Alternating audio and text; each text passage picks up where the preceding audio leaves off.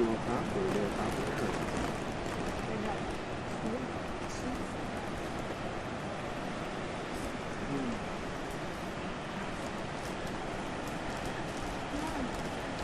They're coming.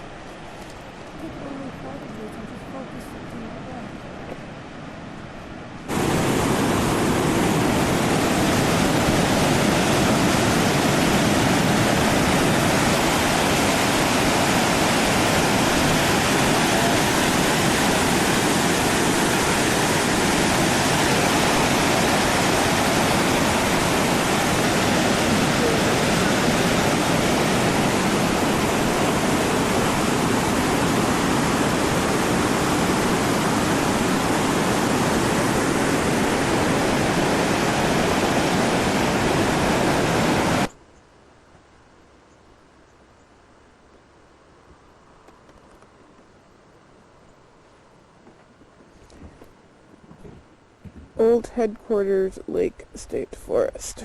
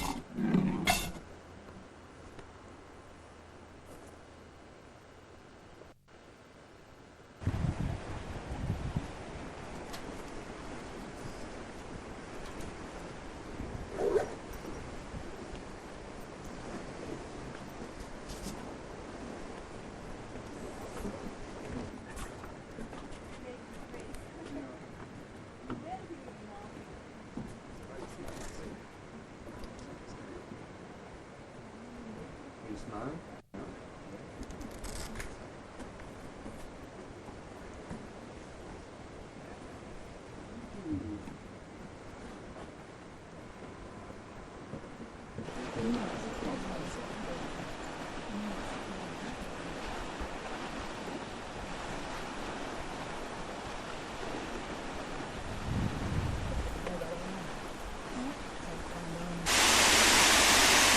Chapel Falls, the pictured Rocks National Lakeshore.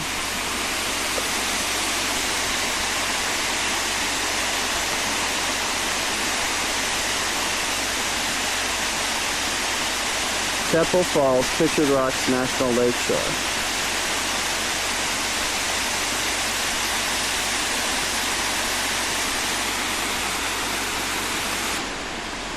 Chapel Falls.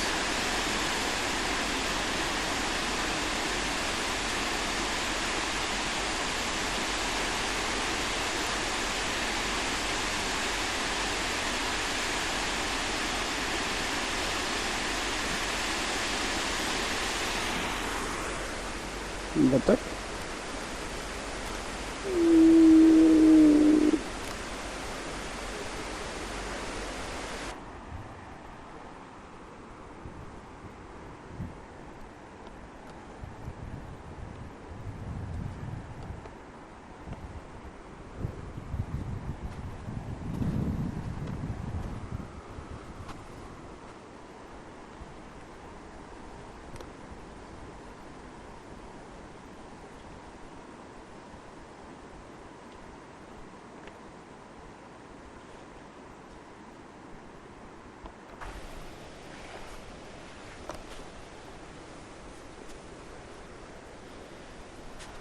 This is Chapel Rock Beach.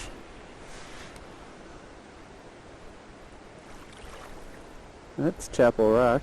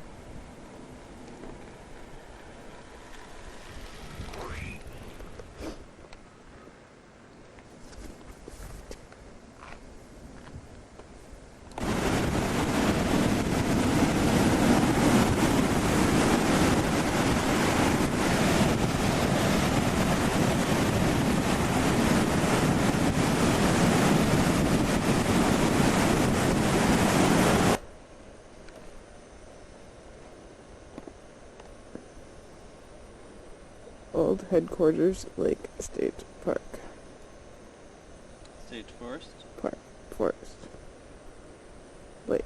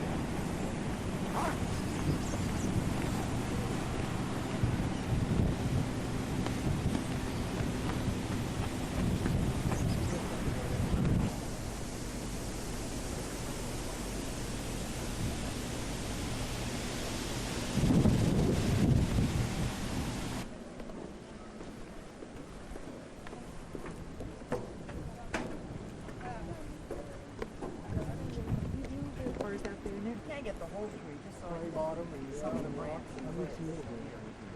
All the train bars to the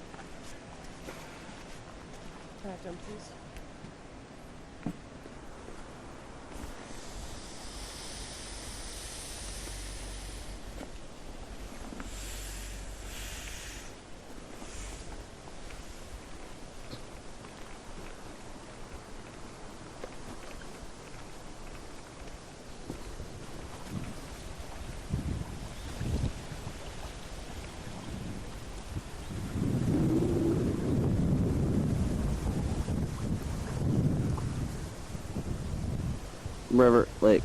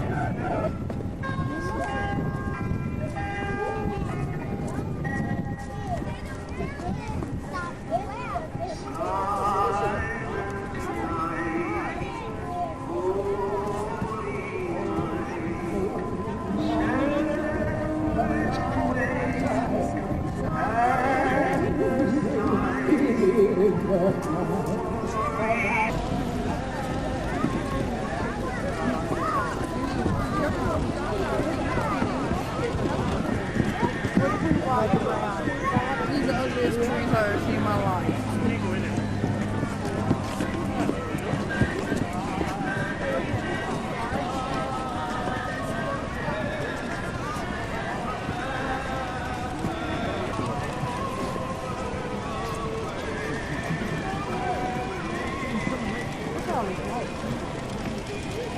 Yeah, that's actually blue. They kind of agree.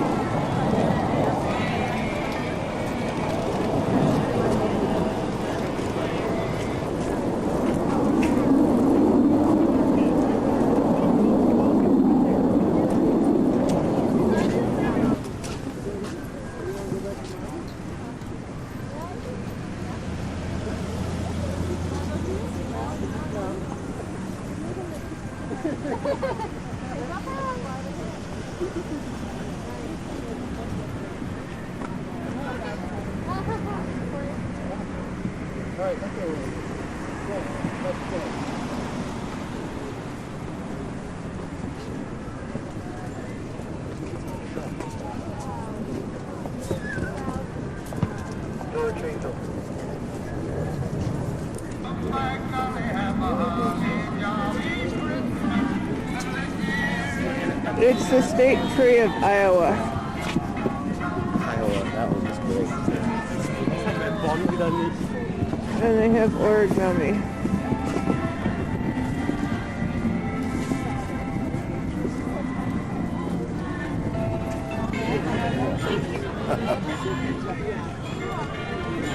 This looks totally out of focus.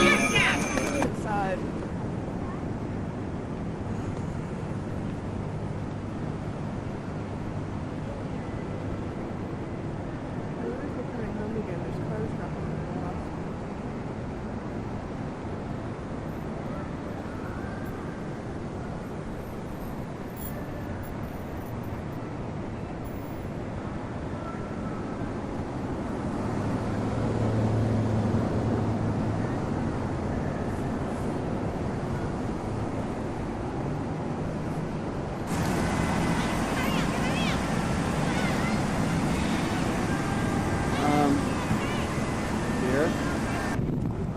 Thanks, Courtney.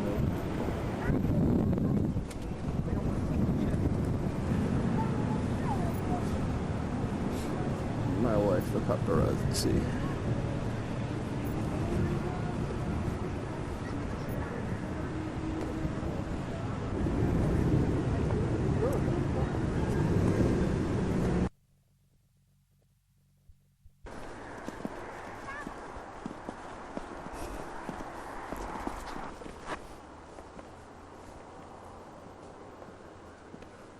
Or a big goose. Here's some over here too, Eric.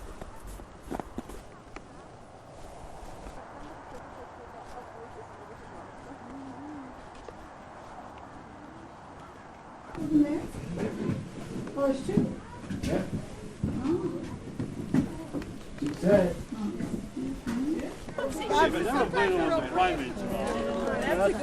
He's uncontrollable when he sees the primate.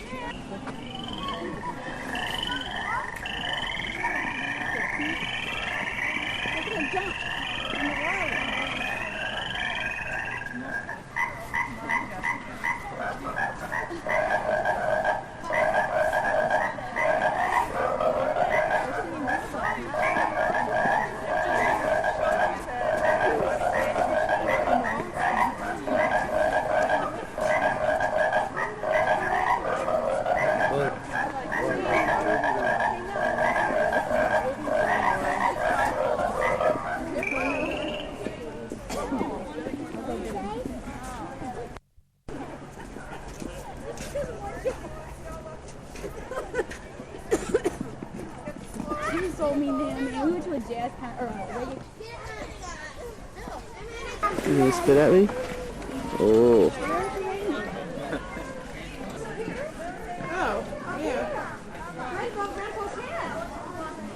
and then the birds up there. Yep. See the peacocks right there? See it? Oh, all of them. They're all lined up there. Yeah.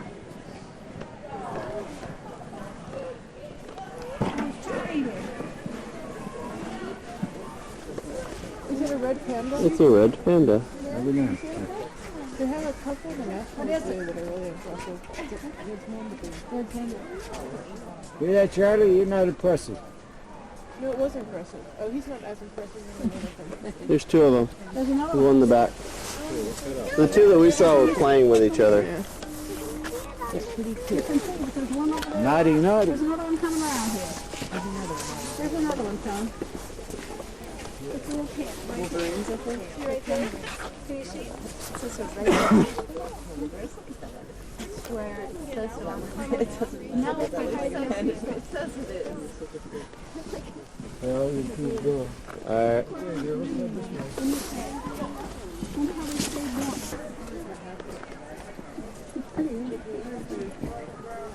Very pretty faces.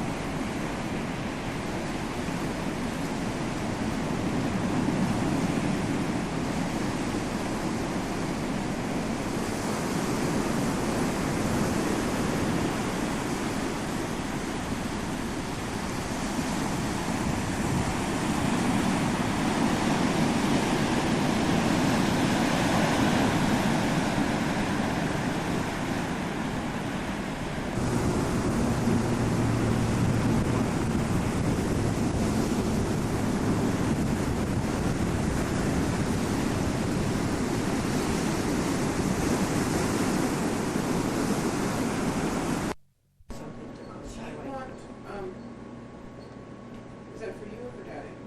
It's for me.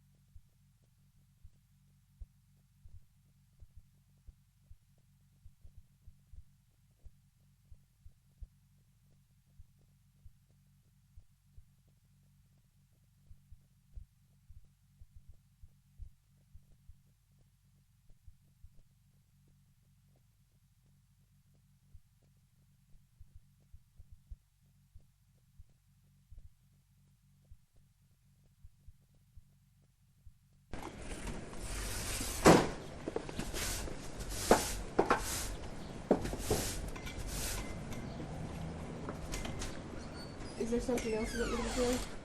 No. Which?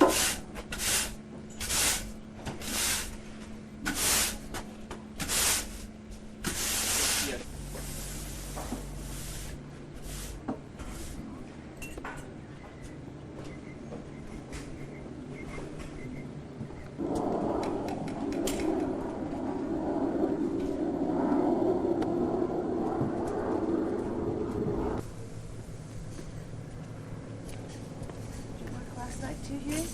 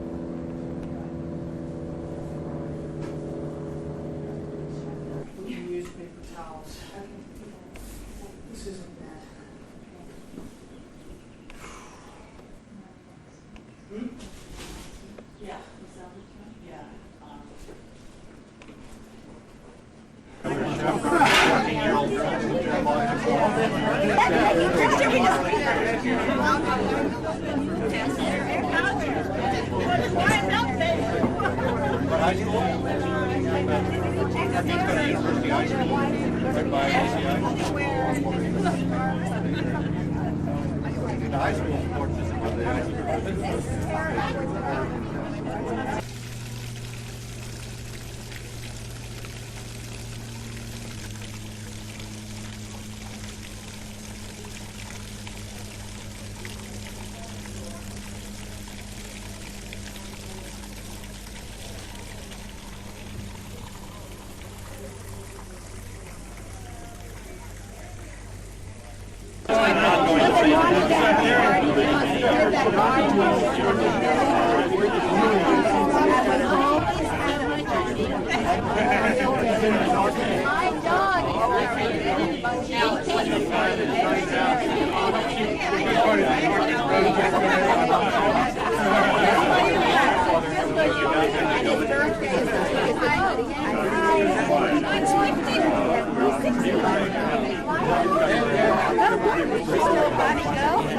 In addition to the Hey, Carol, how you doing?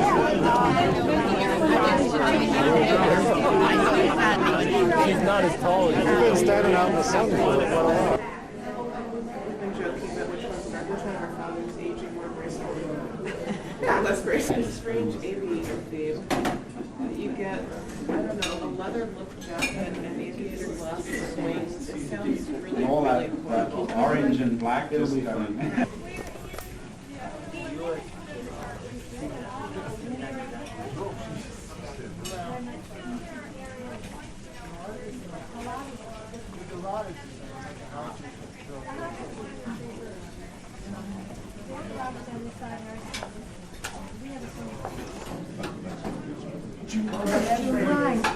would be the last one. We couldn't figure out why they moved it. For some reason, I always think of it as being around the 30th and 31st, and his birthday was 28th, so it's usually.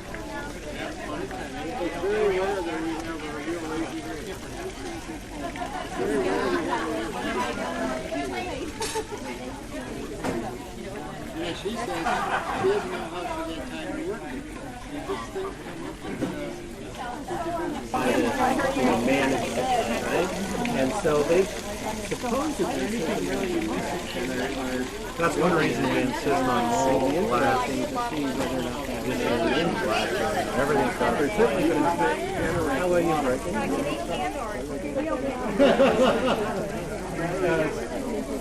If you buy a few,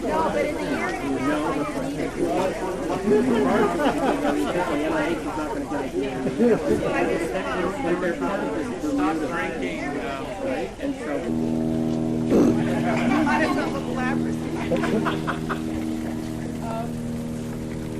We're not the sort of people who say prayers or say grace before dinner. But I do want to say something.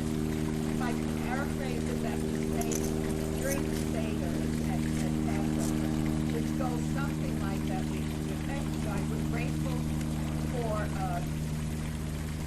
life.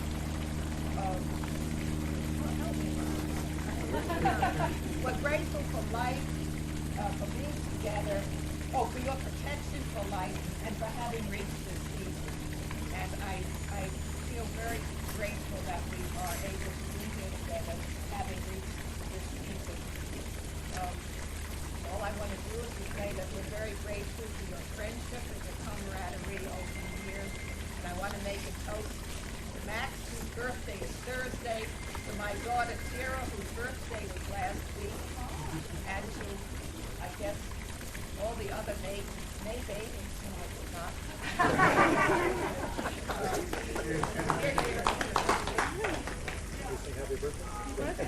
Oh, another thing, my daughter said he's having a birthday cake, and I said, no, birthday cakes are boring, so we have this other dessert.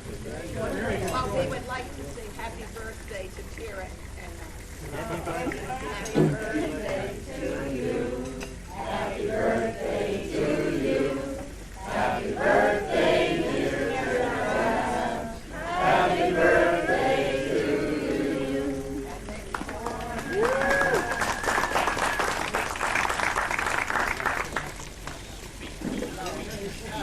Thank you, Marilyn. Thank all of you. Thank you all of you.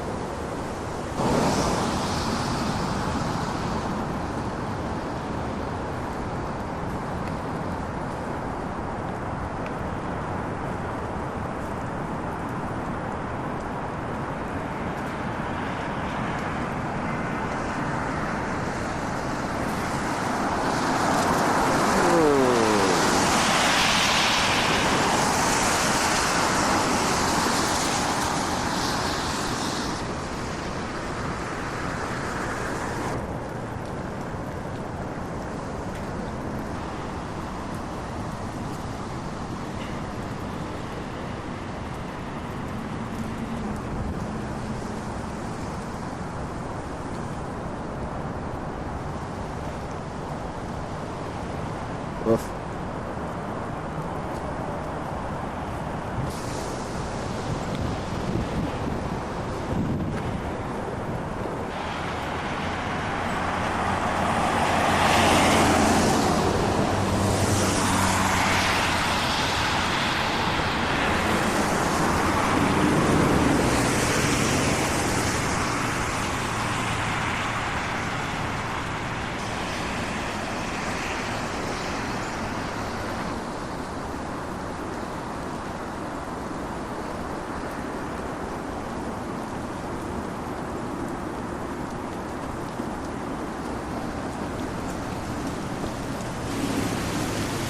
When our own strength failed us, and thy word broke their sword.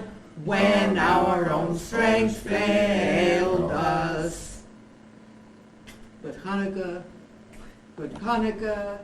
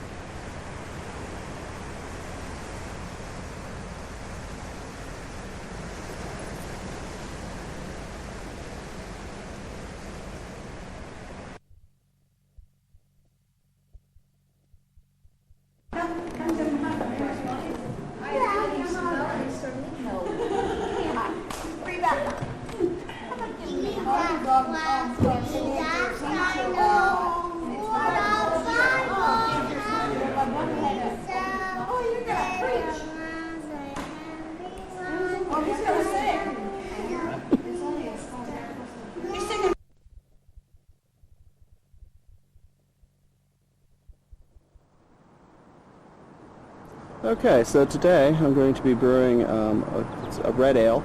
Essentially it's a pale ale with a little bit of reddish color. The recipe's name is Harvard Crimson. This is the recipe that I'm using. There's a program that I use to make life a little bit easier. This is a list of ingredients.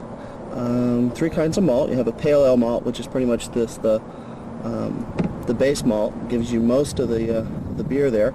The crystal malt, the 1 pound of crystal malt, is going to add some sweetness, a little bit of body to the beer.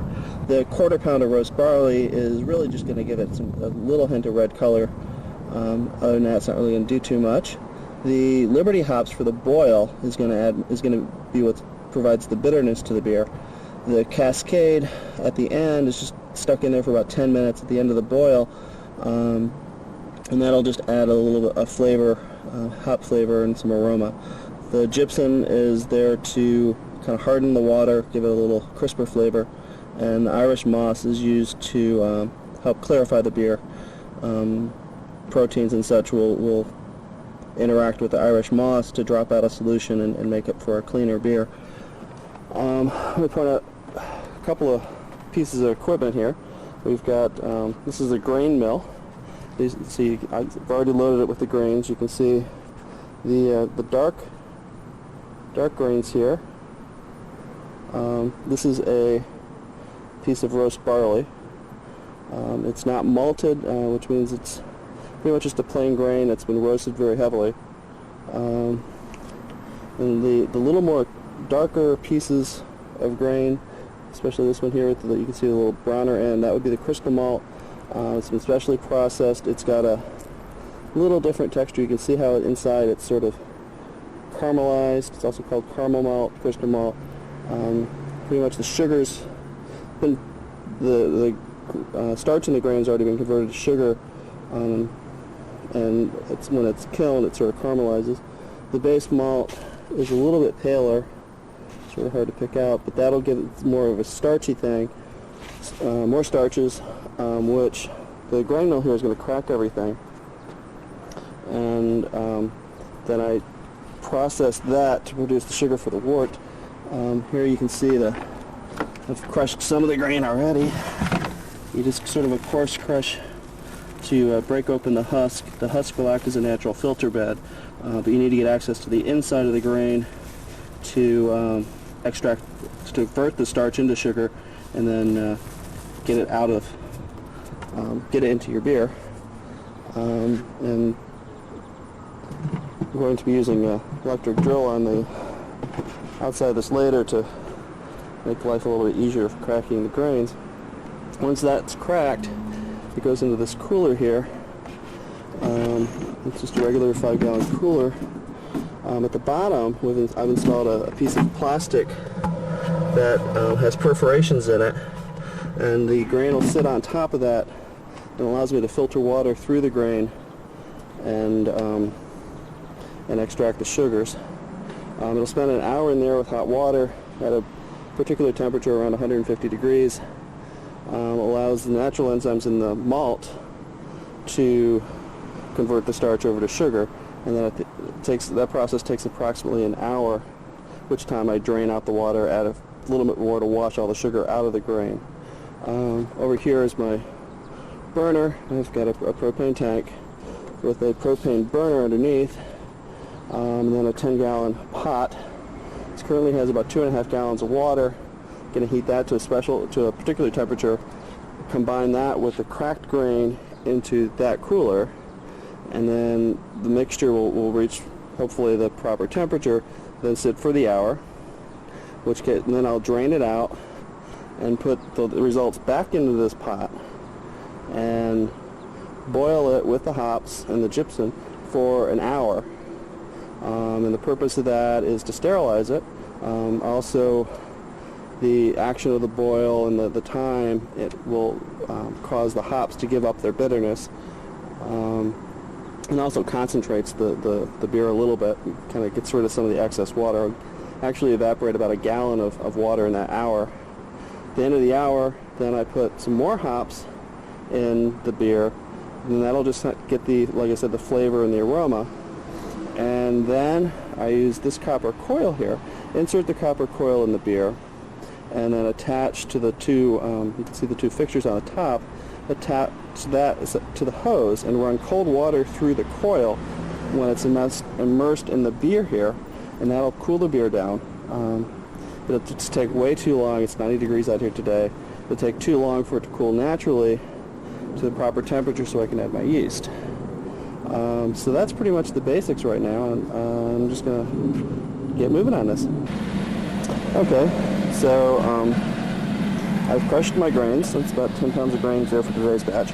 I'm heating my water right now. I'm getting fairly close to my target temperature of 176 degrees. I got that number from a program. It makes life a little bit easier because pouring hot water into this container is going to cool it somewhat. Since this container is only about 70 degrees, or actually, it's probably at least in the 80s by now. It's been stored in the basement.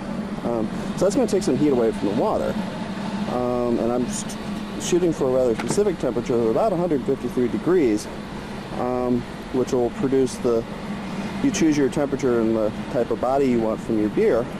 You use a slightly lower temperature and you get a thinner beer, and a higher temperature you'll get a heavier beer. But the entire range there is only 10-12 degrees, so you don't have a lot of room really to mess with. And so it can be sort of hard to estimate the combination. This program takes how much that cooler there is going to take away from my water, coupled with the temperature that the grains are at, and comes up with a temperature for me to strike for in this water. So let's get the water heated. I'm going to pour it into here, and then I'm going to slowly add the grains and mix them with the water to try to keep them from getting too hot, which would kill some of the enzymes that I need. So mix it all together, get a sort of a thick mash. It's sort of like oatmeal, and then let it sit for an hour. So I'll be ready for that in just a minute. Okay, so I've just poured in the grain. I need to mix it together, try to get rid of all the dry spots here. It's fairly thick, but for the 9 pounds of grain that I used, I ended up using a little over 2.5 gallons of water. Typically use about a quart of water per pound of grain, so we're pretty much within that realm. We're exactly in that realm. And then it gives you the, sort of the appropriate mash. I mean, that's one of the many variables you have with making beer. If you do a thicker mash, it tends to, you get it either, it affects there's two enzymes that are primarily at work in this process. One favors a thicker mash, is what this is called here. We mix the grains in the water. One prefers a thicker mash, and one prefers a thinner mash. So if you want to aim one way or the other, you can vary the amounts of water, as well as also, as I said, varying the temperature of the water. And that will give you either a thinner, lighter beer, lighter in flavor, not as much malt flavor, and not as sweet, or a heavier beer.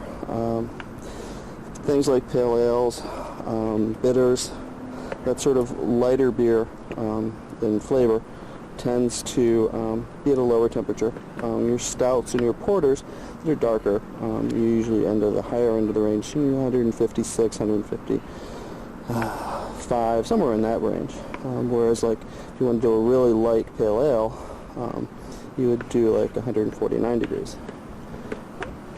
Alright, so I'm going to finish mixing this up and check the temperature and let it sit for a while. Well, I overshot my temperature a little bit, but I added about half a tray of ice cubes, brought the temperature down. I was over close to 5-6 degrees, so the ice cubes are enough to bring it down. It's still a little bit high, it's 154, I was shooting for 153, but that's going to be close enough for my purposes today. So now all I need to do is cover it up, keep the heat in, even though it is pretty warm out here today, and let her sit for about an hour, and let nature take its course. The enzymes will interact with the starches in the cracked grain, convert the starch over to sugar, and in about an hour that process should be done, and then I can start what is called the sparge to extract the sugary water from the grains, and then proceed on to boiling the beer. Okay, so it's about an hour later. The mash looks about the same. It's been in here for close to an hour, as I said, and the temperature hasn't really dropped all that much, maybe 2 degrees at most, which is good. We want to kind of keep a constant temperature during this hour mashing process. That's the primary reason I'm using this insulated cooler, because it does keep the temperature relatively steady over the course of this time. Otherwise, you'd have to heat the container, and that gets a little, it's more difficult to keep from getting too hot or too cold. So this really makes life a lot easier.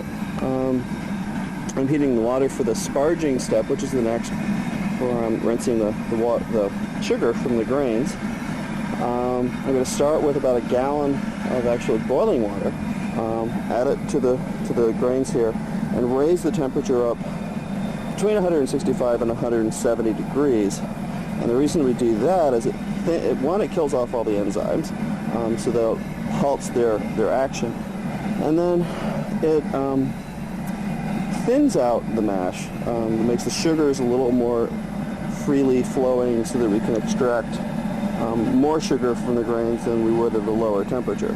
So I'm going to be heating the water for a little while, and then add the first gallon, and then continue later with the sparge. Now, what we do to verify that we actually did convert all the starch, we go in here and we scoop up a little bit of water if we can, and we put this in a white dish, and you can sort of see it's just sort of uniform brown. And what we do is we take a little bit of iodine, and the iodine will it's a tincture of iodine right from the drugstore, and you put that in the mash. We're not going to use this later, and you sort of look to see if it reacts. You can see parts of it. It's sort of hard to tell maybe in this. But the idea here is where it runs together, you want to check and make sure that it's actually doesn't change in color.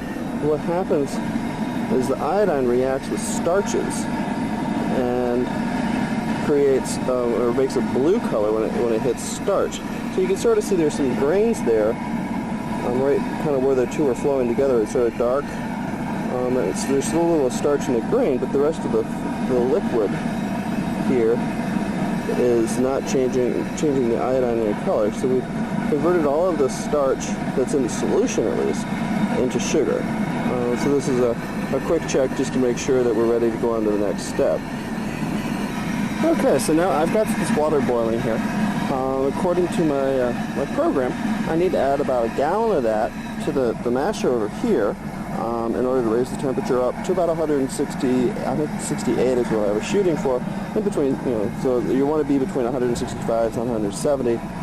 So 168 gives you a little room for air. So I'm just going to use this 1 quart measuring cup and carefully scoop up some of this stuff and add it to the mash here. Stir it in as I go. You don't want to get too many hot spots. I guess I can quick turn off the water here. So mix this in a little bit, and I'll do this with the rest of the gallon, and let her sit for about 10 minutes to sort of equalize temperature and to kind of thin out and let everything work. Alright, so the next process that we go through is called circulation. This is the start of the sparge. What we do is we're going to drain some liquid out here from the bottom. This is attached to that false bottom, that little piece of plastic with the holes in it that sits in the very bottom of this container, and that holds the grains off the bottom. And then what we want to do is we're going to start running some water out from the bottom, and that'll help set all the remaining grains and their husks and everything up against that false bottom, and it'll create a filter bed so that we get essentially just pure sugar water and none of the extraneous grains. And that's important because you don't want to end up with chunks of grain in your final beer. And also when we boil, especially the husk has tannins, which will add a harsh flavor to the beer, and you don't want that when you're boiling because the high temperatures in the boil will extract those tannins. So the other reason we're careful with our temperature in the mash and the mash out, where we raise the temperature up between 165 and 170, you get much above 170 degrees and you're starting to extract those tannins, and that'll just be an unwanted flavor in the beer. So to start the sparge process, we take the end and it's going to be sort of hard to do right now. We have this little stopcock here, and just need to get the end in the container, and I'm just going to start drawing off some fluid and let it collect in that container down there. We do this fairly slowly, at least at first. And what we're going to do is we're going to fill this container a couple of times until it starts running clean. It doesn't have any particles in it. And then we can start draining the water, or the sugar water, into our mash tun here. So I'm going to let this run for a little bit till it gets close to full, and then I pour this back up on top and just keep doing that until, like I said, it runs clear and we can start putting it into our boiling vessel. So this is the first runoff, and you can see that there's some grains here on the top, and it's pretty cloudy. So we're going to put this back in and draw another quart and see how we do. Okay, so this is the third quart that I've pulled off, and it's pretty clean right now. You don't really see any large chunks of stuff in there. There's some fine particles in there, but we'll be able to get rid of that later. Certainly looks fairly dark. I get this back in here. Missed. You get a little bit of idea of the color here. I find an easier way of seeing what the color is going to be is actually just take a look at the hose here, put out in the sunlight, and you can see it's got a bit of a reddish hint. It's maybe a little bit darker than I was expecting, but the color will change. The boil will actually darken it a little bit with some of the sugars will caramelize. But then as the yeast goes to work and it ferments, it'll actually take some of the color out. So this is probably a pretty good approximation of what the final beer is going to look like. So now what I got to do is I'm going to put that pot over here underneath and start draining into that. Meanwhile, as the water level in the mash tun here drops, that's the rest of the boiling water. It's dropped down. I've lowered the temperature to around 170 degrees. Don't want to get it too hot, or as I said, I'll extract the tannins. And I'll open the tap, hook up a hose, and sprinkle water on the top to rinse as much of the sugars out of the remainings of the grains as I possibly can. So here I've hooked up the hose to the spout on the kettle here, and here you can see the wort filling the bottom of the container.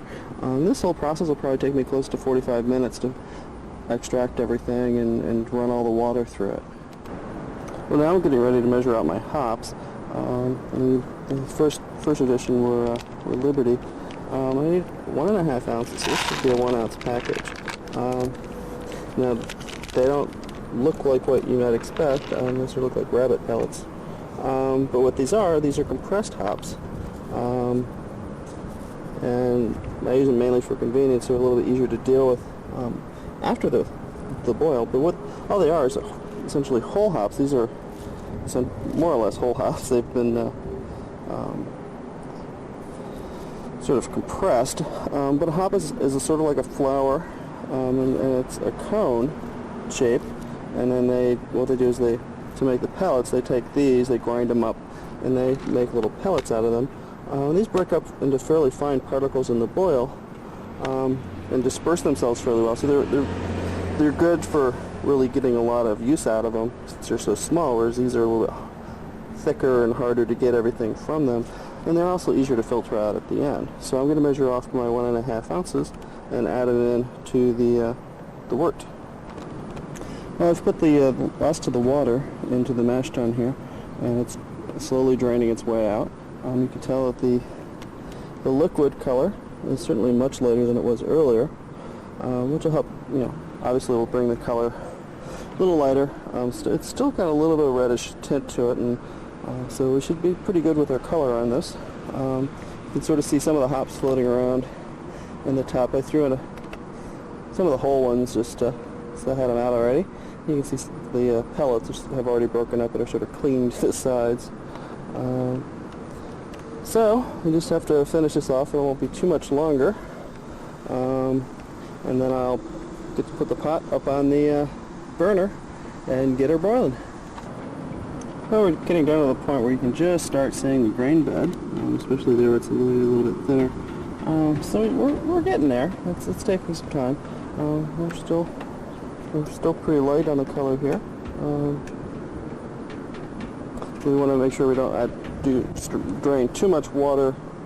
You don't want to do it too fast, or your grain bed will settle too hard and you won't get anything out.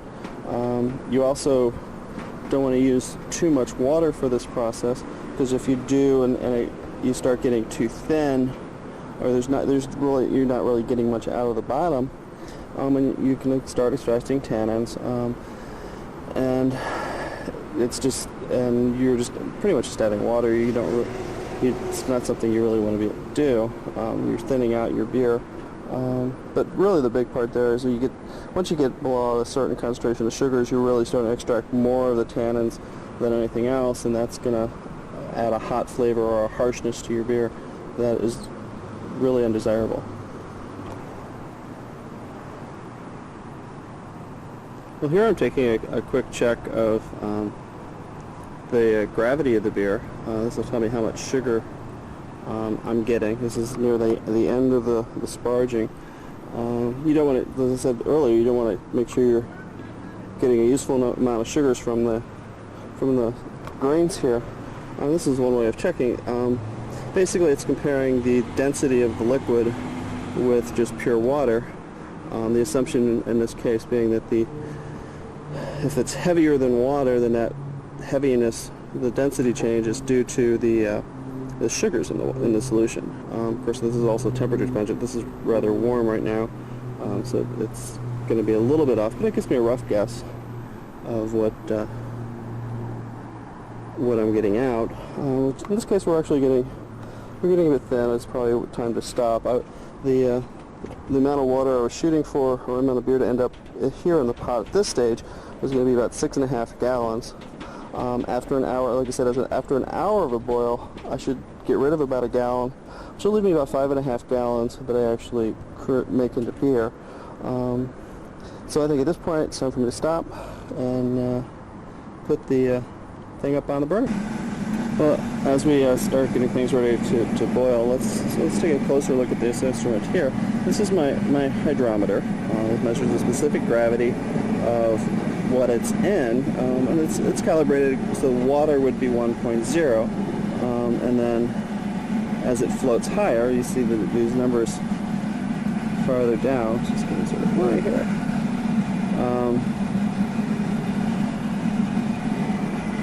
Let's see if we can get this thing to cooperate. There we go. It'll float higher, and so then you'll start seeing like the water level will be at like 1.01 or 1.02. Most average beers end up at somewhere in between the 40 and the 50 on this particular scale. Your stronger, heavier beers will go higher. Most of those shoot up maybe up to 70, even 80. The really, really strong beers, the barley wine, they're shooting up about 1.1. Now, this is useful because it gives us an indicator of the amount of sugar in the beer. And the reason that is important is if you know how much sugar your beer starts with, and then you measure it at the end, you know how much sugar has been used by the yeast, and that'll give you an idea how much alcohol has been produced, which is useful to know.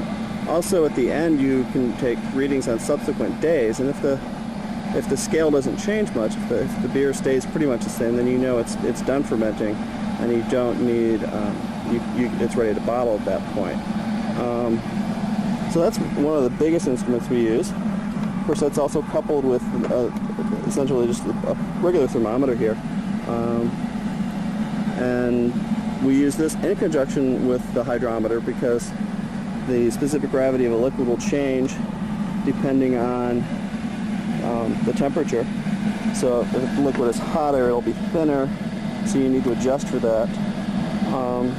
Of course, with the whole mashing process, you're shooting for very specific temperatures.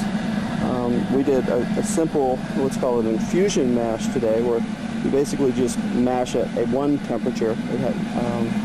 There are other methods of mashing, such as there's a step mash, where you start at a lower temperature, leave it there for a while, and then raise it to another temperature. And usually that's a two-step process. You use two temperatures. Sometimes you can do up to three.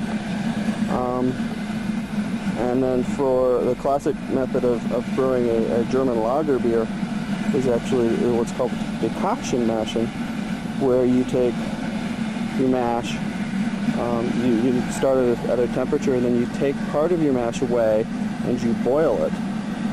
And then you add that back to the mash to raise the temperature. This method predates thermometers, and so this was a way of hitting particular temperatures without having any way of gauging the temperature of the mash. You just added specific amounts of boiling water, and you would raise the temperature by a specific amount. And presumably they learned all this from trial and error. So you can see we're starting to get some movement in the beer here as it's getting ready to boil. When it actually does start to boil, we start getting bubbles, we're going to have quite a bit of foam. We'll have to watch it really carefully. You get a lot of foam the first 10 minutes or so of the boil. It'll shoot over the edge and make a huge mess. You really have to watch it, turn the temperature down, stir it, whatever it takes to keep it from going over the edge. So I'll keep an eye on it, and when it starts getting close, I'll come back. So now I'm adding the gypsum. This recipe calls for 2 teaspoons, which will I said, sort of harden the water a little bit, add a little drier taste to the beer. And so just dump that in. You can tell we're starting to get a head of foam on this thing. So it's probably getting close to 200 degrees at this point. So it won't be too much longer now before we really have to keep an eye on it, keep it from boiling over the edge.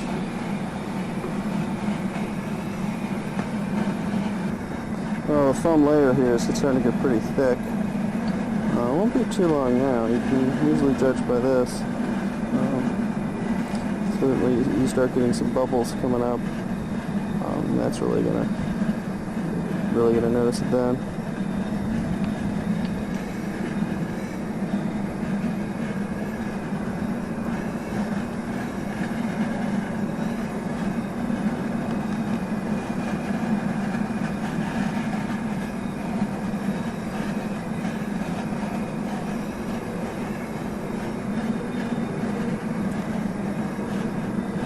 It's starting to look like it's about ready to go.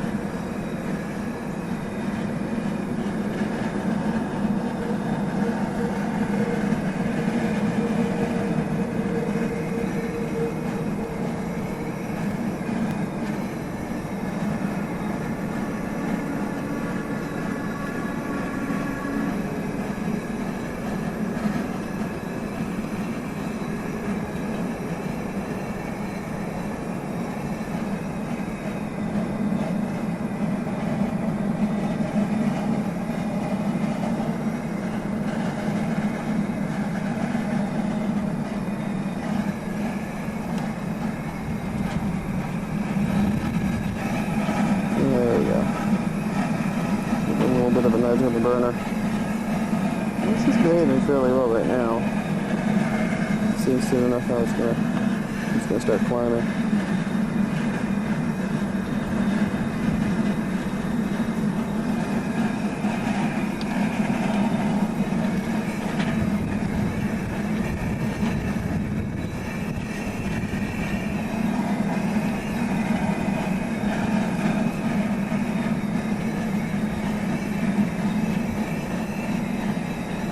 The greenish blobs there are going to be from the hops. The whiter is just the foam. Here we go. Start seeing it rising up. Turn back the heat a little bit. See if we can contain it. Oh, that's not going to work. Turn it off for a minute. Let it cool down just a little bit. The foam will drop back down pretty quick. Alright, now I need to restart and see how that worked. Okay, so our foam has basically settled down after turning off the heat for a moment. So now we've got our nice steady boil here. We'll let this go without really doing anything for about 45 minutes now. And then we need to add some Irish moss and put in our copper coil to sterilize that for about 10 minutes in the nice boiling hot wort. But for this, basically just get a kick back and relax for a while. Okay, so now we're near the end of our boil. We've got the coils in the pot to finish their little steaming here to sterilize them. Get the hoses attached to, later I'll hook up to the hose. And over here I'm sanitizing the glass carboy on the right. The beer will go into to actually do the fermentation. And then in the bucket here I have a bunch of other things that I'll need later on when I go to transfer the beer over. So for now, I'm getting ready to turn off the heat and then start running water and start cooling it down. And once it gets down to hopefully around 70 degrees, then I'll be ready to transfer it into the carboy and then add the yeast. Okay, so now I'm starting the water running. Here's the output here. And it's mighty hot, which is why I'm not feeding it to the plants. But this will take a lot of the heat out of the beer. Now later on, since our tap water is pretty darn warm, it's in the high 70s, I'm going to need to get some ice water to help take it the rest of the way, because you really need to ferment your beer below 70 degrees or so. Otherwise you can get some, the yeast isn't real happy and it generates some flavors that you don't want. So we'll let this go for a little while and pop out and get some ice. I've transferred the beer from the container, or the pot here, into my carboy, straining out as much of the hop residue as I could.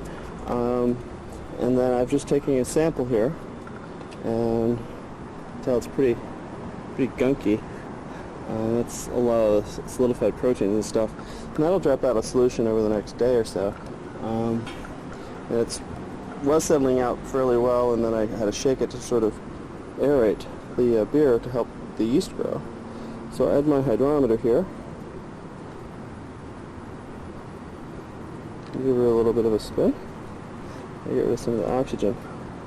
And we'll take a reading here. Sort of hard to see.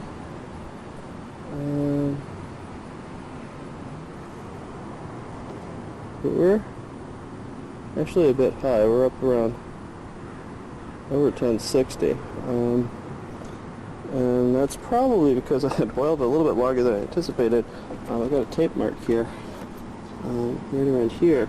It's supposed to be 5 gallons, so a little less than 5 gallons. And I had originally designed the recipe to produce about 5.5. So I think what I'm going to do is I'm going to add a little bit of water, kind of lighten it up a little bit. And then I need to add contents of this bottle here, which is yeast. I did this yesterday. I made a small amount of beer, just enough to fit in this wine bottle, and then added a package of yeast to that to kind of get a little larger volume so that my beer takes off and ferments a little bit faster. So I'm going to get some water here and top off my carboy. Try to take it up to 5.5 gallons. And then add the yeast, shake it all up, and it goes down to the basement and ferments for a couple of weeks, or actually for about a week, and then I should be ready to bottle. Well, I've topped it off a little bit, took another gravity measurement. It's still a bit in the high range, but it should be okay. Let it settle a little bit, you can get a little better idea of the color here, a little less junk floating around. Also took a bit of a sip here. Get an idea of the flavor. It's fairly sweet, of course, because there's all the sugars in here versus the ones that later on, of course, the yeast will eat a lot of the sugar and turn that over to alcohol, so it won't be nearly as sweet, but you can get an idea of the bitterness and some of the other flavor components. So now I'm just going to add the yeast, take her down to the basement, and let her go.